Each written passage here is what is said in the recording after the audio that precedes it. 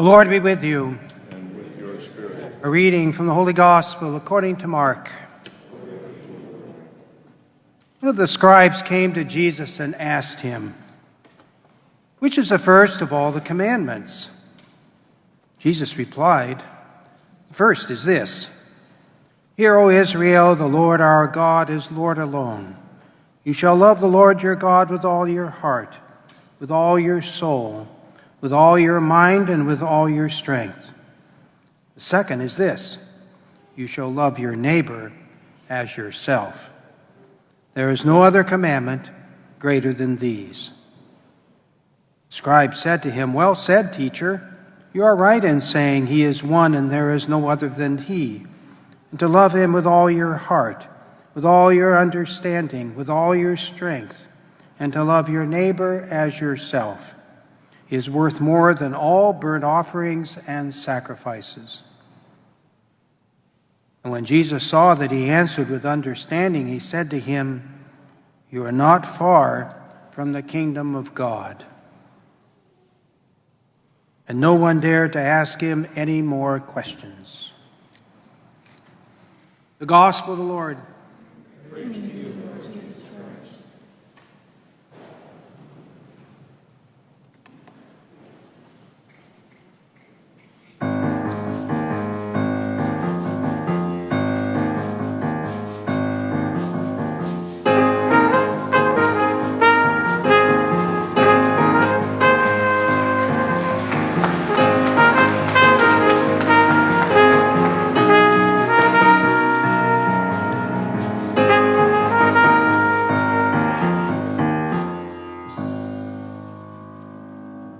Who is this? Jack. Jack says hi. Say hi to Jack back. Hi, Jack. Jack has been visiting with us many years. It's not very often he gets to come on the day that's actually Halloween, so it's very special for him to be here today. He is dressed with his mask on, so he's very responsible, and he's looking forward to his vaccination when he's allowed to get one.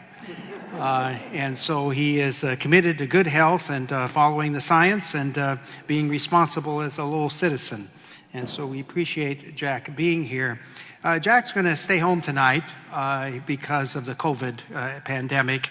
So if you open your door and you see someone like this standing there, it's not Jack, it's an imposter. But the real Jack will be home in bed where he belongs. So we appreciate Jack being here.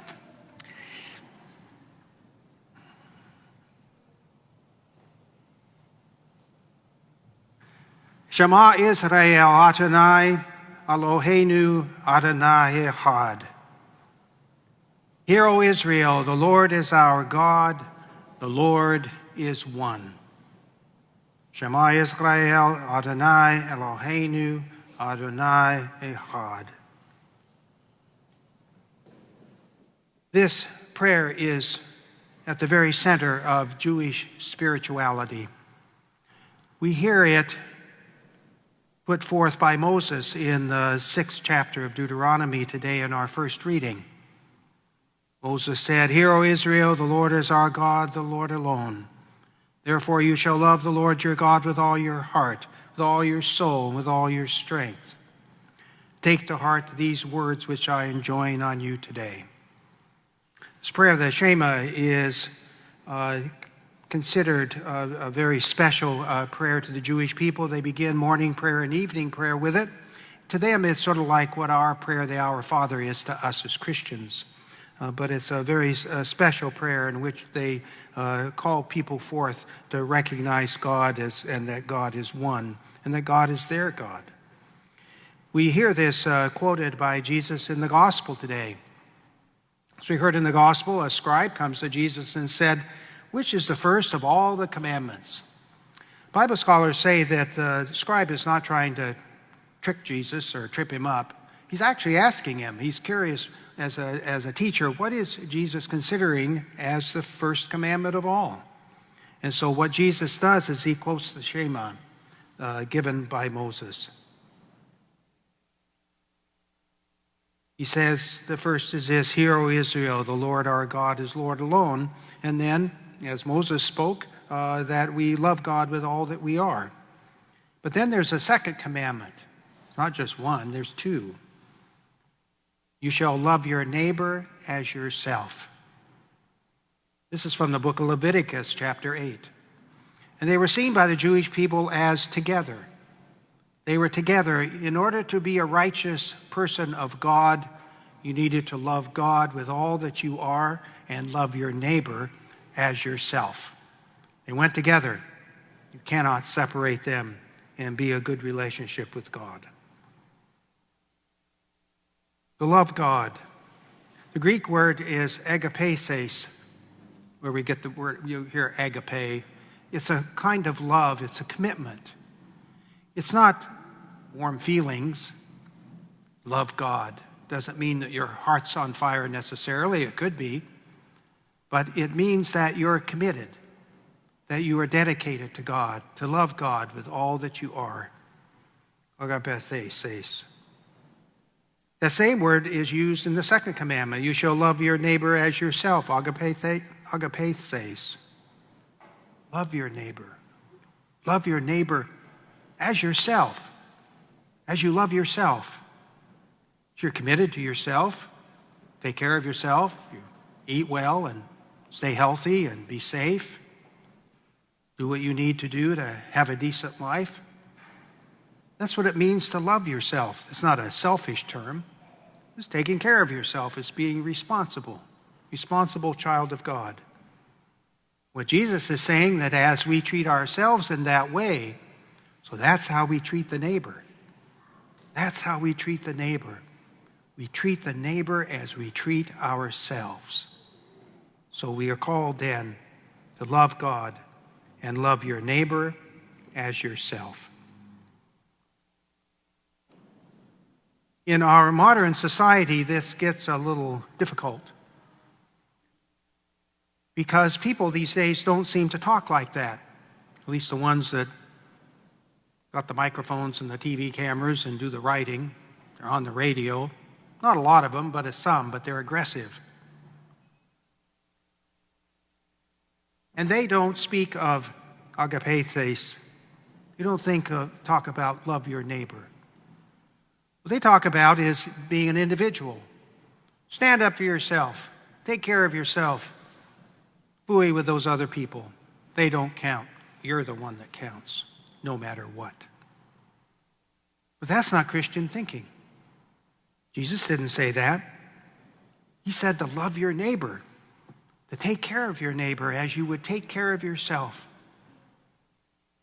But this idea that we just abandon people, let them starve, let them die, who cares? That's the attitude of some people in the world, but it's not God's thinking. It's not the thinking of Christians, not the thinking of Jewish people. It's not the thinking of Muslims. We're all children of Abraham, and we're all committed to serving God and our neighbor. There's a saying that a rising tide raises all boats. It's called the common good. The common good. It's at the very heart of Catholic Church social teaching. Not into this ourselves. Not all walking into heaven by ourselves. We're walking into heaven together. And so we're committed to the community because it serves the common good. We're committed to love our neighbor in our church, love our neighbor in our nation, to love our neighbor in our community, to love our neighbor in our world, that we take care of them as we would take care of ourselves. We have to do that because you cannot love God and not love the neighbor. That's what Jesus says. That's what Moses says. That's what all the three great religions of the world say. They've been saying that for thousands of years. There's this attitude that we don't need each other. We can just go off on our own. Take care of yourself. Who cares about your neighbor? Nobody thinks like that. Not in the history of civilization. No people has ever been like that.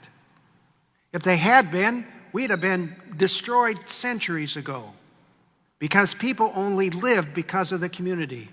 They only survived because of their group. And so they're called to put the group first, not themselves. Put the group first, because by doing that, we all benefit, whether it's church or nation or community or the world. Put them first.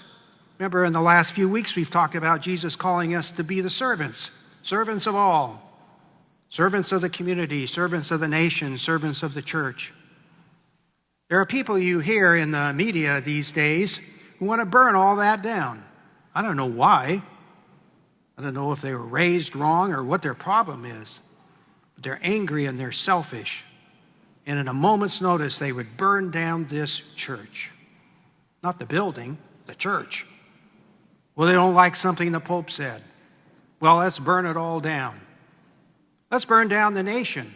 I don't like something somebody says, so let's destroy it all. I don't like our community, so let's blow it up. Nobody has ever thought like that before. And it's important that we not buy into it as Christians, because it's counter to the teaching of Jesus, it's counter to the teaching of Moses, and it's counter to the teachers of Islam. It's abhorrent and a violation of our commitment as children of God to support one another. Don't let our boat rise on the tide and let everyone drown. That's terrible, disgusting. We need to make sure that we support people and programs and efforts in our community to support everyone. Because as we survive, they survive. As they survive, we survive. We have to do it. It is not a choice. Not if you want to be in a relationship with God.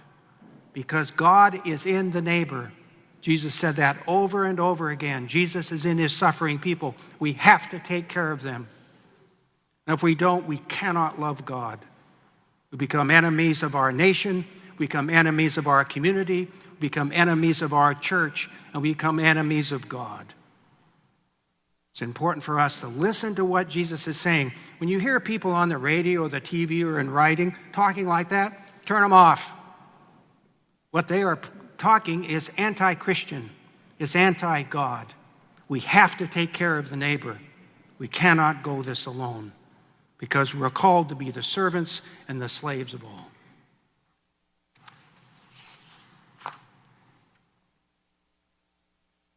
Now, on that note, I'm going to take Jack back. Jack is very happy to be here. He's doing very well. I ran into Jack many years ago at Kmart. Jack's doing pretty well. He's doing much better than I am. And so he's very happy, especially because it's Halloween. I think that's happened twice now since he's been coming, that it falls on the Sunday when he comes. And so Jack is very happy to be here, and he wishes you a happy Halloween, happy season of the day, and looks forward to seeing you next year. So say goodbye to Jack. Jack says bye.